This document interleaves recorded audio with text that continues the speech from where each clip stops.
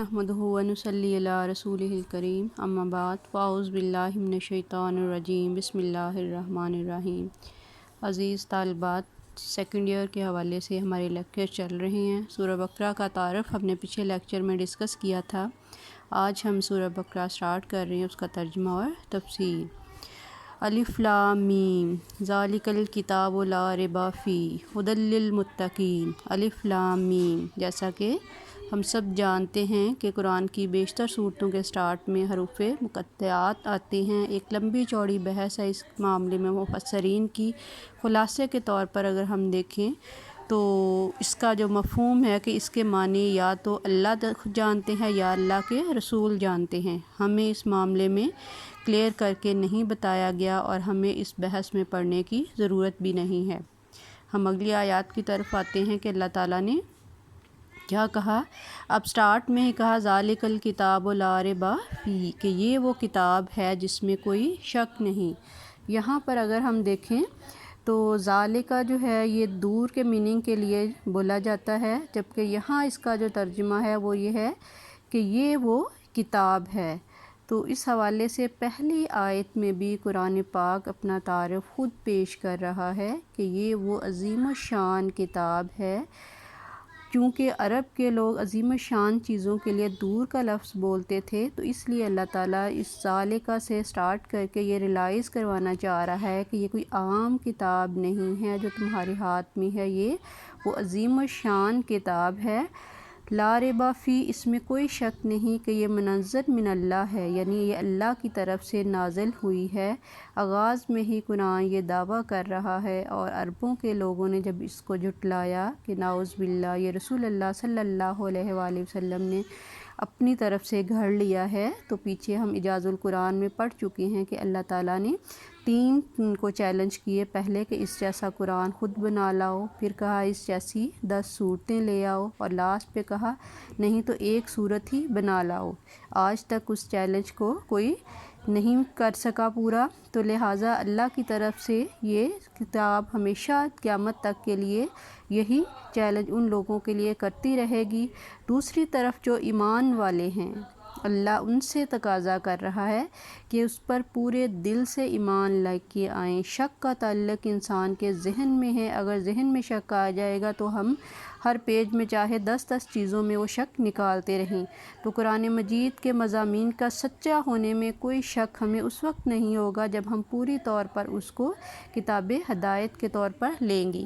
تو اللہ تعالیٰ اس میں ھدی للمتقین جو ہے اس سے واضح کر رہے ہیں کہ یہ ہدایت کن کے لیے ہے۔ اب یہاں اگر ہم دیکھیں متقی کا ورڈ، تو متقی کا مطلب ہوتا ہے ایسا شخص جو بہت ہی پرہیزگار ہے، جو نیک راستے پر چلنے والا ہے، یہ ہے ایک عام مفہوم۔ لیکن اوورآل جب ہم ڈیپتھ میں جا کے دیکھتے ہیں تو متقی کا مطلب ہے لغوی معنی میں، جب ہم دیکھیں گے اس کو اصطلاحی مفہوم میں یہاں نہیں دیکھیں گے کہ بچنے والا۔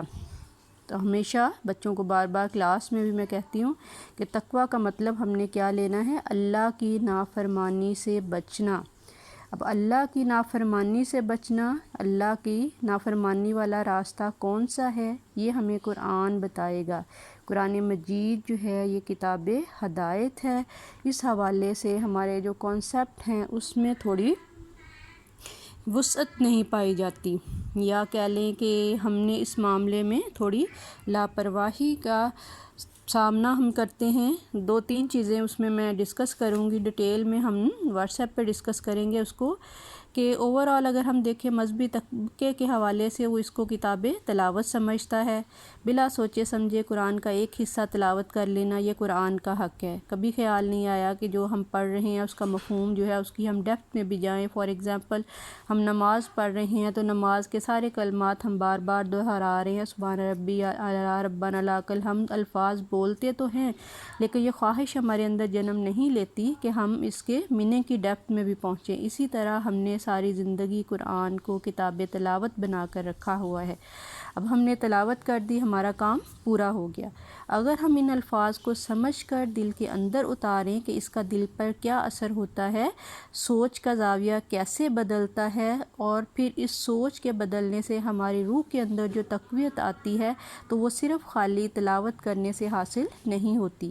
تو جب ہم یہ لیں گے کہ قرآن مجید ہمارے لیے کتاب ہدایت ہے، سمجھنے کی کتاب ہے، ہدایت لینے کی کتاب ہے، اللہ نے ہمیں رہنمائی بھیجی ہے، سمجھنے کے معاملے میں لاپرواہی، غفلت، سستی، یہ ساری ہم اس سے نکلیں گے، پھر ہم نے قرآن کو سختی کے ساتھ پکڑنے سے یہاں مراد کیا ہے کہ قرآن پاک کا یہ پہلو جو ہے یہ ہم سے ترک ہوا ہے، ہمارے ذہنوں میں وہ چیز نہیں ہے۔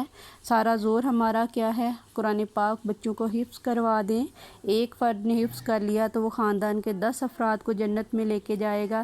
ایک لفظ ہم پڑھ رہے ہیں اس پر ہمیں 10 نیکیاں ملیں گی۔ تو اگر ہم قرآن کو سختی سے پڑھ لیتے ہیں، اس کا مطلب یہ ہے ہم اس سے وہ ہدایت لے لیتے ہیں، وہ مفہوم سمجھ لیتے ہیں جو اللہ نے ہمیں دیا ہے، تو آٹومیٹکلی ہدایت کے راستے پر انسان ڈل جاتا ہے۔ تو قرآن جب کہتا ہے یہ اللہ کا راستہ ہے، اب اللہ کا راستہ کون سا ہے؟ اللہ خود کہتا ہے اگر تم اللہ سے محبت کرنا چاہتے ہو تو اس کے رسول کی اتباع کرو، اگر اللہ تم سے محبت رکھے گا۔ اب جب یہ ساری چیزیں آ جائیں گی تو آٹومیٹکلی یہ ہدایت کا راستہ ہوگا، اس پر دل سے چلنے کی خواہش پیدا ہوگی، پختہ عزم سے اس کے راہ پر چلا جائے گا۔ اس حوالے سے قرآن کریم کی جو خصوصیات ہیں وہ یہ ہے کہ یہ عظیم الشان کتاب ہے، اللہ کی طرف سے نازل ہوئی ہے، یہ کتاب ہدایت ہے۔ عوام کی سطح پر قرآن مجید کے بارے میں جو تصورات ہیں وہ اگرچہ ارباب مذہب نے ہی ڈالے ہوئے ہیں، لیکن بنیادی طور پر ہم فار ایگزامپل لے لیں جو پڑھے لکھے نہیں بھی ہیں، جاہل ہیں، یا بہت سارے ایسے پڑھے لکھے بھی ہیں، تو قرآن کو ہم نے جسٹ جو ہے برکت حاصل کرنے والی کتاب کے طور پر لیا ہے۔ کیسے؟ غلاف میں لپیٹ کر چوم کر اوپر رکھنے والی کتاب، اپنے کسی بھی بزنس میں دکان میں لٹکانے والی کتاب، بیٹی کی شادی ہے تو بیٹی کے سر پر اس کو کرنا، کوئی وفات پا جائے تو اس کے ایصال ثواب کے لیے، مردوں کو بخشوانے والی کتاب کے طور پر ہم اس کو لے رہی ہیں، جبکہ اللہ تعالیٰ نے زندوں کے لیے پڑھنے والی نہیں بلکہ سمجھنے والی کتاب کے طور پر اس کو بھیجا ہے۔ تو جب اس کے اندر وہ کوالٹیز وہ خصوصیات آئیں گی تو آٹومیٹکلی یہ اللہ کا جو دعویٰ جو کہا ھدی للمتقین، یعنی یہ متقین کے لیے ہدایت ہے، تو آٹومیٹکلی یہ ہدایت بن جائے گی۔